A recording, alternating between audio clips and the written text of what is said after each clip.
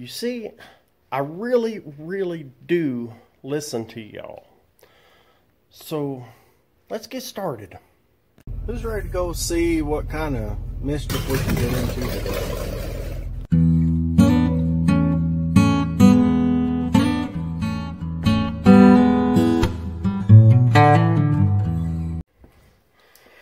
Alrighty, old Big Mike back out here in the Hoopty Barn on another old rainy, cool day.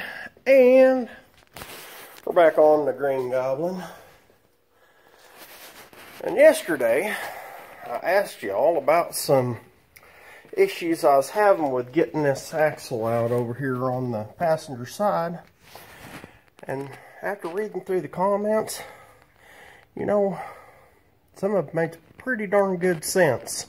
Well, most all of them made good sense. But the ones in particular that I'm talking about is where I think I just messed up. And that is right here. So you see, before I loosened all these up, I loosened that up. And I think it's probably got that axle in a little bit of a bind. I was looking inside here, and there's this little lip in there right where the splines start. And I bet you that's what it is. I bet you that dude's just in a little bit of a bind there. So I'm going to crawl underneath there. I'm going to torque that sucker back down. And then we're going to pull on it and try. And we'll see if that's it. We'll go from there. Okay, well, next. I snugged up a couple on both sides to make it okay on opposite sides, and still not coming out. So I guess I'm going to try that reverse hub slide hammer trick first. We'll see how that one works out. Next.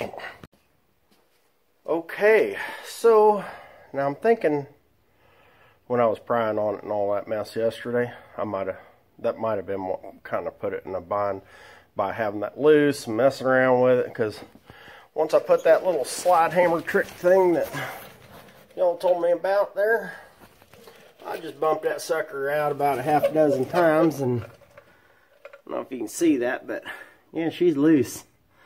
She is slid out there, and now I believe I'll be able to remove my center section and keep on moving. That wasn't too painful. I'm glad I asked y'all for help. Alright, got this side out, and we got this side out. Had to remove a couple little bitty pieces there, but not bad. But she slid right out once we got her past that little boopy-doop. So now I got to get under there, loosen that dude back up, and see if we can't get that out. At least the oil, the gear lube, it was full and it was nice and clean. Looked really good. So hopefully we're going to be all good.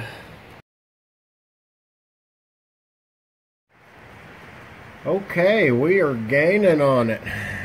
We got our center section down. And now, waiting on Mama to get here with my new gasket and all that stuff, and I'll clean all that up and dip out any little stuff in the bottom. I want to check for any shavings or anything like that in the bottom. We'll pull this dude out and put that one away for later in case I decide to make it back into a street car or something. But yeehaw, progress. Okay, it got cold out there. It's cold in here. Anyway, so I got the rear end gear lube out of there, and I used this little ladle to scoop it up out of the bottom, and there's a few little things of thick gobbledygook. I didn't see anything shiny, and this is probably the wrong way to do it, so that's the way I'm going to do it. I got this magnet here, and I'm just going to dip this dude in here. I'm just going to kind of roll it around in the bottom here and just kind of see if I find anything that looks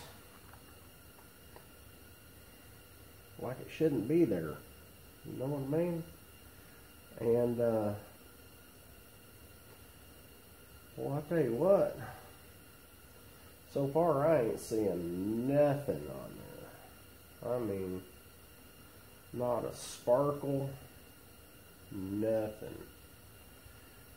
So I'm gonna just kind of dab this oil off of here a little bit. See what we got. I mean, yeah, there's no grit, just smooth. I mean, there might be a couple teeny tiny minuscule little things in there, but definitely nothing that I feel like I need to worry about. So now I get to the sexy part. You know, the sexy part. Everybody, you know, they like mechanicking and hot rod and all that. Now this is the sexy part. When you got to get that old gasket off all that so that you get a good seal, laying down under there, scraping and digging. That's the sexy part. So, alright, let's get at it. Alright, here we go. So, boy, I tell you what, you want to work out? You just crawl under there on the ground and put one of them dudes up there, just hucking it up with your upper body strength and get her in. That was fun. Anyway, we got her in there. Now, for the next thing I need y'all's help on, I got my axles back in here, and when you turn the axle, it turns the differential, but my problem is it don't go in as far, and I don't know if it's because of the little button thing inside there. I don't know how to adjust it. Like I said, I need y'all's help with these things. So, for your homework, I need you to put down there in the comment section, how's Big Mike supposed to fix this? It's the same on both sides. It's about 3/8 of an inch out. Well, this one might be a little bit closer, but not much. I just need to know what I need to do to get them axles in there to where I can bolt that dude back down and get this sucker going, because we're getting close.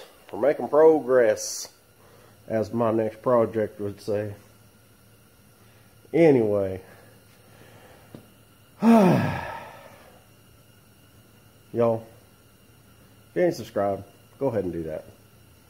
Give me a thumbs up, down, comment, share, like, subscribe, hit the bell, you know, all that YouTube stuff I'm supposed to say. But most importantly, help me get this dude ready for the No Name Nationals. I'd rather just get it ready for Mocan and go out and drag race it and show y'all what this sucker's going to do before the No Name Nationals, because that's all the way down in September. I want to do it in April. So, until next time, you keep watching, and I'm going to keep working.